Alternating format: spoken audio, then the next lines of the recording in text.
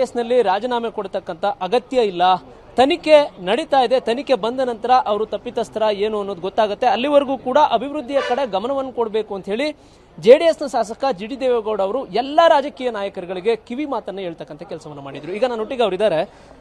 Sir, ಇವತ್ತಿನ ಕಾರ್ಯಕ್ರಮದಲ್ಲಿ ಮುಖ್ಯಮಂತ್ರಿಗಳು ರಾಜೀನಾಮೆ ಕೊಡ್ತಕ್ಕಂಥ ಅಗತ್ಯ ಇಲ್ಲ ಅಂತ ಹೇಳಿದ್ರಿ. ಅದ್ರ ಜೊತೆಗೆ ಅವರಿಂದ ಸತ್ಯ ಹೇಳಿದ್ರಿ ಅಂತ ಹೇಳಿ ನಿಮಗೆ ಪ್ರಶಂಸೆ ಕೂಡ ಮುಖ್ಯಮಂತ್ರಿಗಳಿಂದ ವ್ಯಕ್ತವಾಯಿತು. ಘಟನೆ ಬಗ್ಗೆ ಹೇಳಿ. ಸಿದ್ದರಾಮಯ್ಯನವರು ನಾನು ಅಲ್ಲೇ ಹೇಳಿದೆ, 2 ಬಾರಿ ಉಪಮುಖ್ಯಮಂತ್ರಿ, 2 ಬಾರಿ ವಿರೋಧ ಪಕ್ಷದ ನಾಯಕರು, 2 ಬಾರಿ ಮುಖ್ಯಮಂತ್ರಿ ಆಗಿದ್ದಾರೆ. ಅವ್ರ ಮೇಲೆ ಈಗ ಆಪಾದನೆ ಬಂದಿದೆ. ಆಪಾದನೆ ಸ್ವಲ್ಪದರಲ್ಲೇ ಮುಗಿಲಿಲ್ಲ. ರಾಜ್ಯಪಾಲರ ಬಳಿಗೆ ಹೋಯಿತು. ರಾಜ್ಯಪಾಲರು ತನಿಖೆ ಇನ್ವೆಸ್ಟಿಗೇಷನ್ಗೆ ಆದೇಶ ಮಾಡಿದ್ದಾರೆ. ರಾಜ್ಯಪಾಲರು ಏನು ಇನ್ವೆಸ್ಟಿಗೇಷನ್ ಮಾಡಿದ್ದಾರೆ ತನಿಖೆ ಮಾಡಲಿಕ್ಕೆ, ಇದಕ್ಕೆ ವಿರುದ್ಧವಾಗಿ ಹೈಕೋರ್ಟ್ಗೆ ಹೋದರು.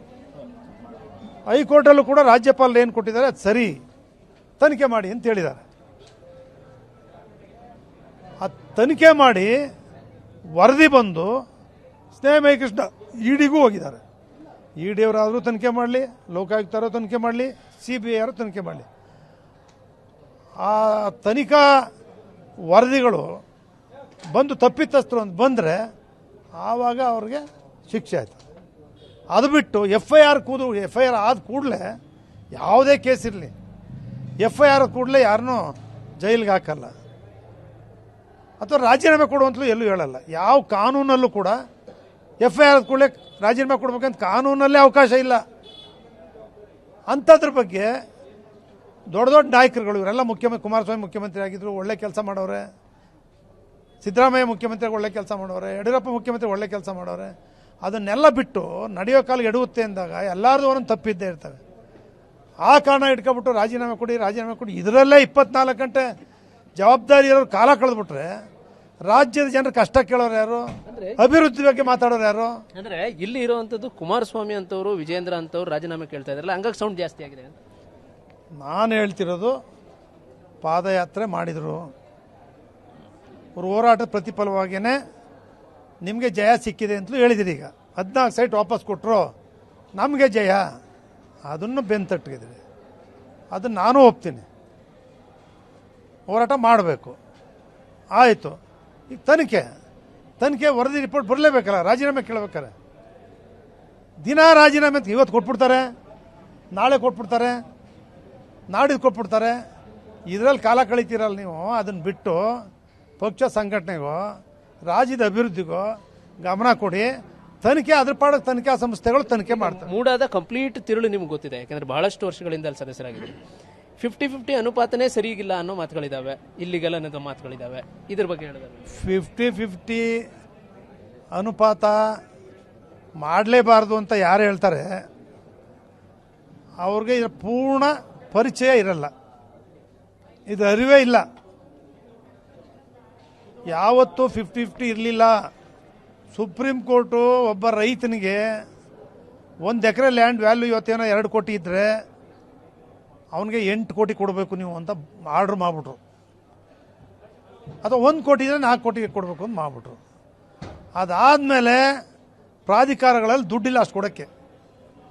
ಈ 100 ಎಕರೆ ಇದ್ದರೆ 8 ಎಕರೆ ಎಲ್ಲಿ ಕೊಟ್ಟು ಬರೀ 100 ಎಕರೆಗೆ. ಅದಕ್ಕೆ ಬದಲಾಗಿ 50 ಎಕರೆ ಡೆವಲಪ್ ಮಾಡಿ, ಅಥವಾ 5 ಎಕರೆ, 1 ಎಕರೆ ಇರಲಿ 5 ಎಕರೆ ಇರಲಿ ಡೆವಲಪ್ ಮಾಡಿ ಅವ್ರಿಗೆ ಅರ್ಧ ಕೊಟ್ಬೋಣ. ರೈತನಿಗೂ ದುಡ್ಡು ಬರುತ್ತೆ, ಪ್ರಾಧಿಕಾರಕ್ಕೂ ಅನುಕೂಲ ಆಗುತ್ತೆ, ದುಡ್ಡು ಬರುತ್ತೆ. ಪ್ರಾಧಿಕಾರಗಳು ಉಳಿಬೇಕು, ಅಲ್ಲಿರ್ತಕ್ಕಂಥ ನೌಕರಿಗೆ ಸಂಬಳನೂ ಸಿಗಬೇಕು, ರೈತರು ದುಡ್ಡು ಇರಬೇಕು.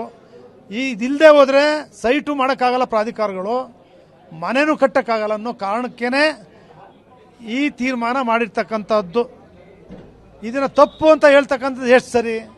ಆದರೆ ಮಾಡುವ ಸಂದರ್ಭದಲ್ಲಿ ಯಾವುದೋ ಲೇಔಟಲ್ಲಿ ಸೈಟ್ ಈಗ 72 ಹೆಚ್ಚು ಮಾಡೋದಕ್ಕೆ 72ರಲ್ಲೇ ಕೊಡಬೇಕು, 73 ಅದಿಲ್ಲ ಅಂದರೆ 73ರಲ್ಲಿ ಕೊಡಬೇಕು, ಅದಿಲ್ಲ ಅಂದರೆ 75 ಕೊಡಬೇಕು. ಈ ಥರ ಲೀಗಲಾಗಿ ಏನು ಮಾಡಬೇಕು ಅಂತ ಆರಂಭಿಸಿದೆ. ಅದನ್ನು ಮೀರಿ ಕೊಟ್ಟಿದ್ರೆ ಯಾವ ಅಧಿಕಾರಿ ಕೊಟ್ಟಿದ್ದಾರೆ ಅವ್ರಿಗೆ ಶಿಕ್ಷೆ ಆಗುತ್ತೆ. ಈಗ ಮುಖ್ಯಮಂತ್ರಿಗಳು ತಪ್ಪು ಮಾಡಿಲ್ಲ ಇದರಲ್ಲಿ ಅಂತ ಅನ್ಸುತ್ತೆ ಗೌಡ್ರೆ ನಿಮಗೆ?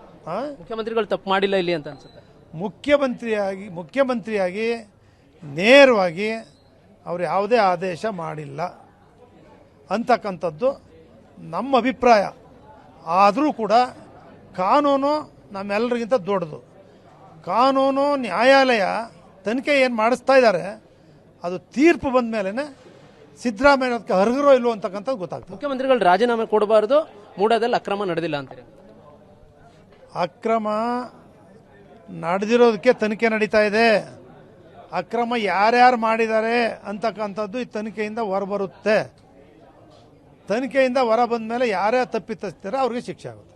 ಸತ್ಯ ಹೇಳಿದ್ರಿ ಅಂತ ನಿಮಗೆ ಮುಖ್ಯಮಂತ್ರಿಗಳು ಥ್ಯಾಂಕ್ಸ್ ಹೇಳಿದ್ದಾರೆ. ನಾನು ಬರೀ ಸಿದ್ದರಾಮಯ್ಯನವರು, ನಾನು ಎದುರುಗಡೆನೇ ಹೇಳಿದ್ದೀನಿ, ಸಿದ್ದರಾಮಯ್ಯನವರೇ ನನಗೆ ಒಂದು PDO ಬಿಟ್ಟಿಲ್ಲ, ಒಂದು VA ಬಿಟ್ಟಿಲ್ಲ, ಎಲ್ಲ ವರ್ಗಾವಣೆ ಮಾಡಿದ್ದೀರಿ ಅಂತಲೇ ನೇರ ಟಿವಿಲೇ ಹೇಳಿದೆ ಅವ್ರಿಗೆ.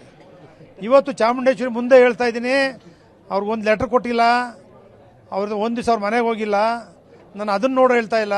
ರಾಜ್ಯದ ರಾಜಕಾರಣ ಕಲುಷಿತ ಆಗಿ ಮುಂದಿನ ಯುವ ಸಮಾಜಕ್ಕೆ ನೀವೆಲ್ಲ ಅನುಭವಿಸ್ತಿದ್ದೀರಿ, ನೀವೆಲ್ಲ ಏನು ಆದರ್ಶ ಕೊಡಬೇಕು ಅನ್ನೋದ್ರ ಬಗ್ಗೆ ಹೇಳಿದ್ದೀನಿ. ರಾಜೀನಾಮೆ ಕೊಡಬಾರ್ದು ಸಿದ್ದರಾಮಯ್ಯನವರು?